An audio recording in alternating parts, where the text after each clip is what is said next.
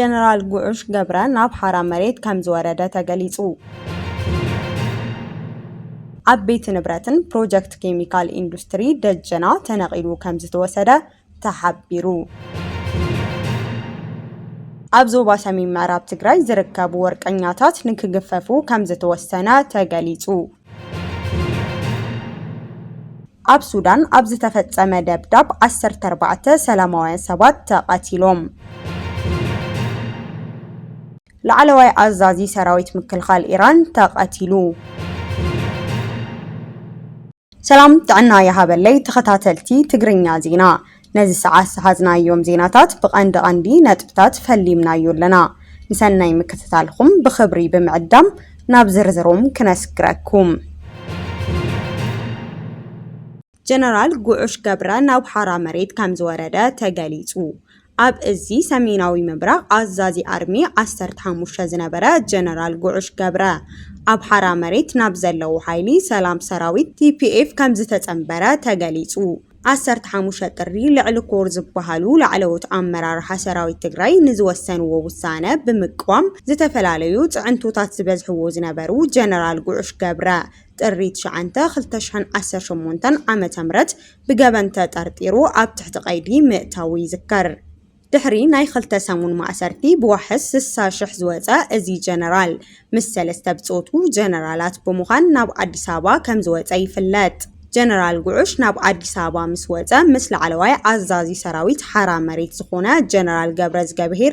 ጀነራል ገብረዝጊሄር በየነ ወይ ድማ ወዲ አንጥሩ ተራኺቡ ዝነበረ ትኸውን ሕዚ ድማ ኣብ ሓራ መሬት ናብ ዝርከብ ሰራዊት ተጸንቢሩ ከም ዘሎ ተገሊጹ። ጀነራል ጉዑሽ ገብረ መንግስቲ ፌደራል ውዕሊ ፕሪቶሪያ ኣብ ምትግባር ዘሪኡ ሸለልትነት ኣሪሙ ተመዛበልቲ ናብ መረበቶም ክምለሱ ዘይምግባሩ ብትሪ ወቂሱ ምንባሩ ይዝከር። ካብ ጀነራል ጉዑሽ ገብረ ወፃኢ ኮሎኔል ገብረ ዮሐንስ ኣባተ፣ ጀነራል ከበደ ፍቃዱን ኮሎኔል ንጉስ ወልደ ገብርኤልን ካብቶም ናብ አዲስ አበባ ዝወጹ ጀነራላት እዮም። ጀነራል ጉዑሽ ገብረ ናብ አዲስ አበባ ምስ ወፀ ብዛዕባ ማእሰርቲ ተሓቲቱ እንትምልስ ኣነ በወንጀል እንድሕር ተጠርጢረ ብሕጊ ክሕተት ፍቃደኛ ዋላኳ እንተነበርኹ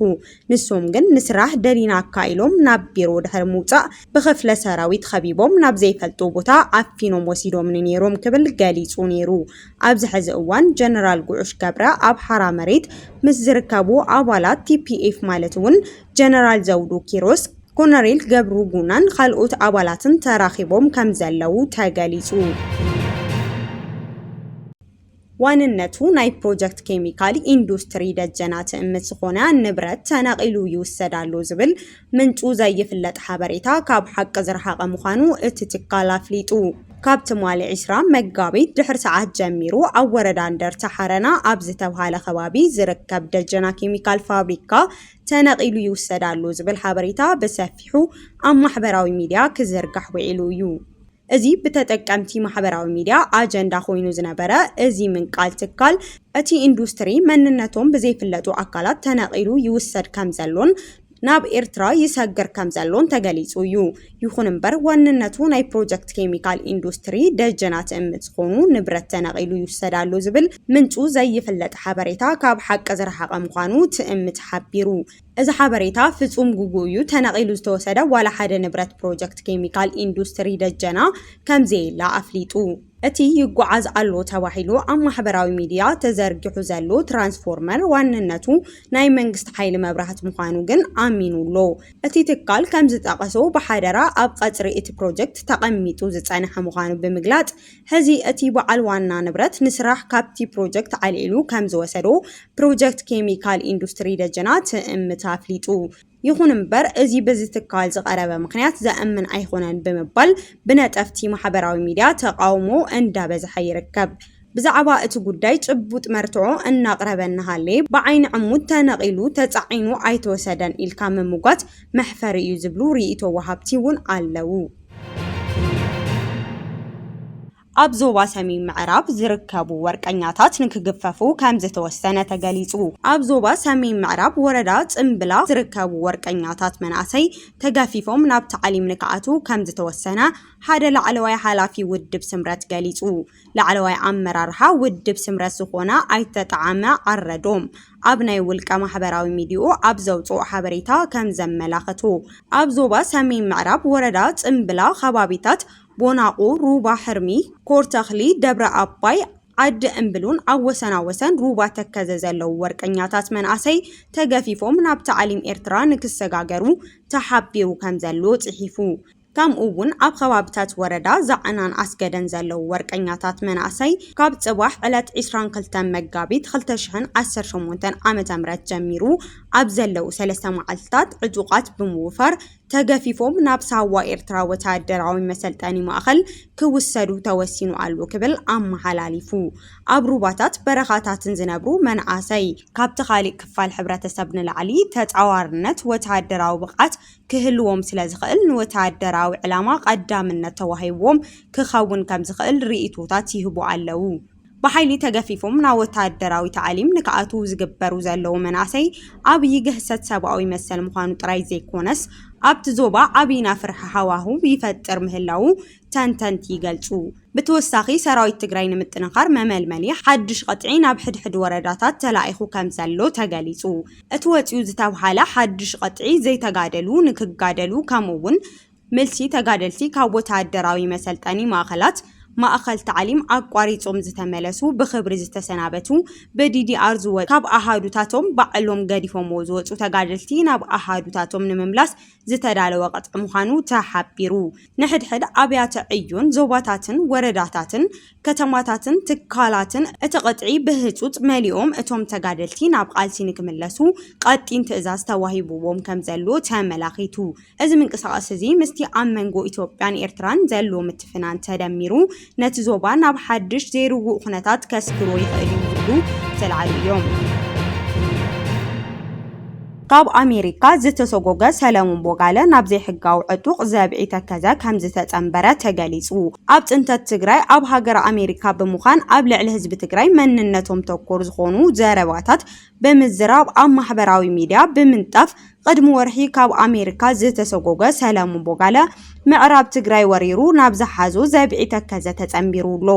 ካብ ኣሜሪካ ዝተሰጎገ ሰለሞን ቦጋለ ኣብ ዞባ ምዕራብ ትግራይ ካብ ሩባ ተከዘ ኮይኑ ከም ናይ 2013 ዓመተ ምህረት ግፍዒ ክፍጽም ከም ዝኽእል ይፉክር ምህላው እውን ተሓቢሩ። እዚ ውልቀ ሰብ ካብ ሕሉፍ ጊጋታቱ ከይተምሃረ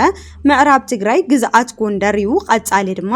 ጉዳይ ወልቃይት ጉዳይ መሬት ዘይኾነስ ጉዳይ መንነት ምዃኑ እውን ተዛሪቡ። በእን ኮነሬል ደመቀ ዘውዴ ኣብ ምዕራብ ትግራይ ተዋሂቡ ዝነበረ ሰፊሕ ናይ ሕርሻ መሬት ንኣስቻለ ውበቱ ኣካሪዎ ዝነበረ ሕርሻ መሬት ሕዚ እውን መንጢሉ ንሓፍቱ ሰርካለም ቦጋለ ከም ዝወከለ ተፈሊጡሉ። ብሰፊሕ አይስ ብዝብል ዝፍለጥ ኣኽበርቲ ሕጊ ኢሚግሬሽን ጉምሩክ ኣማካሪ ንባዕሉ ኣባል ፋኖ ኢሉ ዝገለጸ ሰለሞን ቦጋለ ናብ ኢትዮጵያ ከም ዝሰጎጎ ዝዝከር እዩ። እዚ መምሕዳር ፕሬዝዳንት ዶናልድ ትራምፕ ኣብ ጉዳይ ስደተኛታት ሓተቲ ዕቁባን ዝምልከት ፖሊሲ ዘፈጽም ትካል ምስ ኩናት ትግራይ ብዝተኣሳሰረ ኣብ ልዕሊ እቲ ውልቀ ሰብ ሰፋሕቲ ገበናት ኣቕሪቡ እዩ። እቲ ትካል ስእልታት ናይቲ ውልቀ ሰብ ኣደጊፉ ኣብ ዘስፈሮ ጽሑፍ ፈጻሚ ግህሰት ሰብኣዊ መሰላት ኣባል ዕጡቕ ጉጅለ ጽልዋ ፈጣሪ ምጽናት ዓሌት ክብል ገሊጽዎ ምንባሩ ይፍለጥ። እቲ ውልቀ ሰብ ኣብታ ሃገር ከም ስደተኛታት ክረኽቦም ዝግባእ ረብሓታት ከም ዝተኸልኸለ ዝገለጸ እቲ ትካል ኣብ ዝሓለፈ ሰሙን ናብ ኢትዮጵያ ከም ዝሰጎጎ ኣፍሊጡ። እቲ ምስ ከበድቲ ገበናት ግህሰት ሰብኣዊ መሰል ስሙ ተላዒሉ ብሓለፍቲ ኢሚግሬሽን ኣሜሪካ ናብ ኢትዮጵያ ዝተሰጎገ ሰለሞን ቦጋለ ሕዚ እውን ኣንጻር ህዝቢ ትግራይ ዘቕንዕ ምንቅስቓስ ይገብር ከም ዘሎ ተሓቢሩ። ምክትል ፕሬዝዳንት ባንክ ንግዲ ኢትዮጵያን ጸሓፊኦምን ዋሕስ ምስተፈቀደሎም ፌደራል ፖሊስ ይግባኝ በመሕታቱ ኣብ ትሕቲ ቀይዲ ከም ዝርከቡ ተገሊጹ።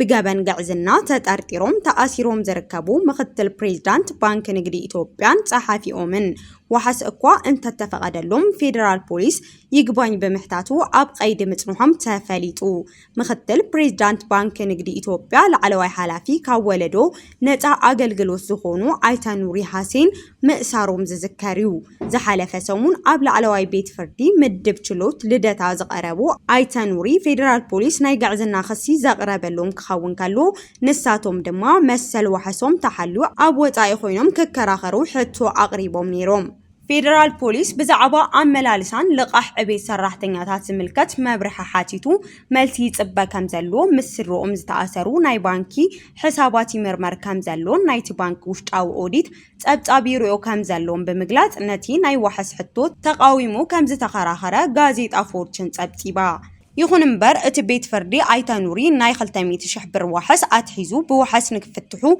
فاقيدو اللوم نيرو مزي بزت اساسرات احافتم ويزارو استيرا يالو قدمي سلسة سامون مس آيتا نوري مسارا زفلت قوينو لعلواي بيت فردي نساون بمئت شحبر وحس كام اسرتين مفتاح وسين اللانيرو بمسارات اتتابتاب اتوم تترترتي لقاحن مفقاد كاب 300 شح كساب 3.9 مليون بر زبتح قوبو يقبلو نيرون كبل كسي زقربلهم انكخون مزي بزتتحازه دما سم 36 تلقحتي تلعيلولو بوليس أبزوم تلقحتن تترترتنون مرمرا يكايد كمزلو بمقلات نتيجة تفقد وحس بمقوام ناب طغلاي بيت فردي يقباين حاتيتولو بمخنيات ازي بالعلواي بيت فردي زتها محلالفة والسانة عاقيتو خلتي تترترتي حزوون اب تحت قيدي يركبو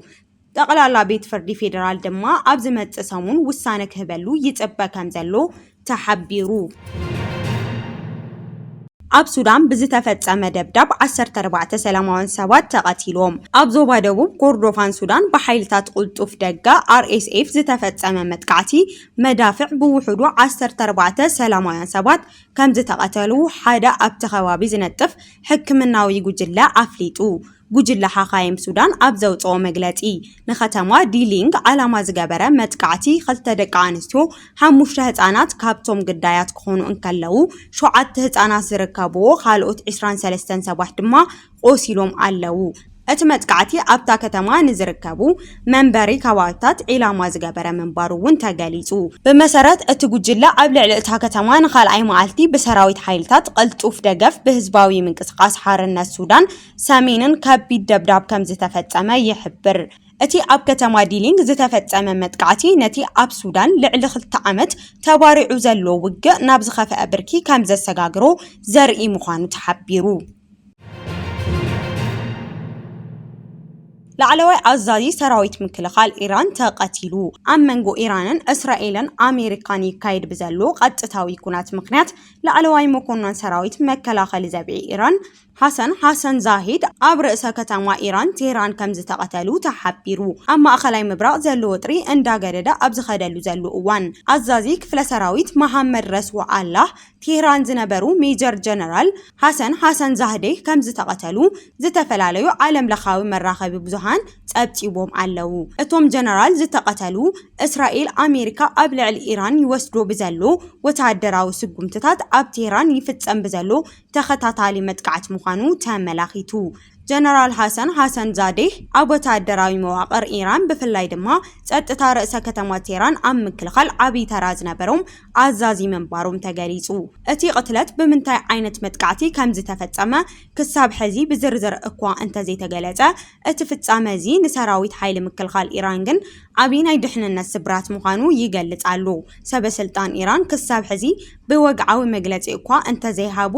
ኣብ ቴህራን ካልኦት ዓበይቲ ከተማታትን ዘለዎ ወታደራዊ ድልውነት ናብ ዝለዓለ ብርኪ ከም ዝሰጋገር ተሓቢሩሉ ብኻልእ ወገን እዚ ቅትለት እዚ ነቲ ኣብ መንጎ ሰለስቲን ሃገራት ዘሎ ኩናት ዝያዳ ከጋድሎ ከም ዝኽእል ተንተንቲ ስጋኣቶም ይገልጹ ኣለዉ